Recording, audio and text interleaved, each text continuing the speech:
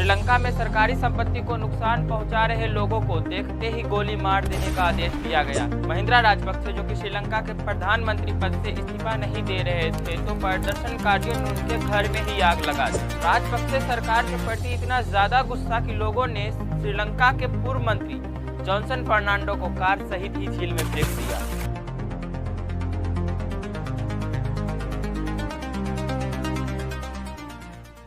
श्रीलंका में 1 अप्रैल को पहला आपातकाल लगाया गया था। देश की आर्थिक स्थिति को देखते हुए राष्ट्रपति गोटबाया राजपक्षे ने 1 महीने बाद फिर से आपातकाल लगा दिया है। एक तो श्रीलंका की हालत ऐसे ही खराब है, ऊपर से गैस और फ्यूल की भारी कमी चल रही है।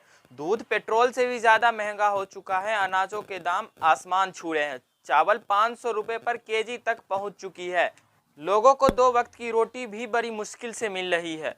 श्रीलंका में इन हालातों का जिम्मेवार राजपक्षे सरकार और उनके द्वारा चलाई गई गलत नीतियां हैं। श्रीलंका में कई महीने से प्रदर्शनकारी मौजूदा राजपक्षे सरकार व पूरे राजपक्षे परिवार के इस्तीफे की मांग कर रहे थे।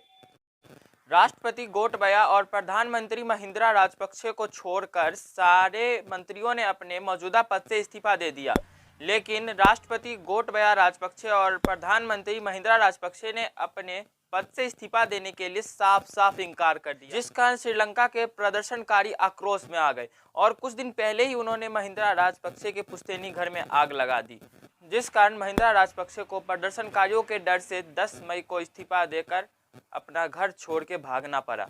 मानो 2 प्रदर्शनकारी महिंद्रा राजपक्षे के खून के प्यासे हो चुके हो। प्रदर्शनकारियों का गुस्सा राजपक्षे परिवार पर तो पड़ ही रहा है, साथ में उनके मंत्रियों पर भी पड़ ही रहा है। प्रदर्शनकारियों ने महिंद्रा राजपक्षे के घर सहित कई पूर्व मंत्री और सांसदों के घर में भी आग लगा दी।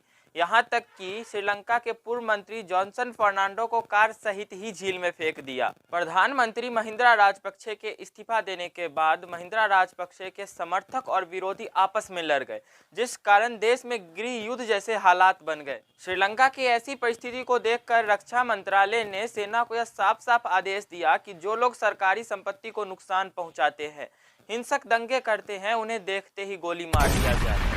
लेकिन बाद में श्रीलंका के सेनाओं ने यह खुलासा किया कि यह एक प्रकार की अफवाह है। देश में कैसे भी हालात हो, लेकिन सरकार इस प्रकार के कदम नहीं उठा सकती। महिंद्रा राजपक्षे के इस्तीफा देने के बाद रानिल विक्रमसिंघे ने श्रीलंका के नए प्रधानमंत्री के रूप में शपथ ले ली है।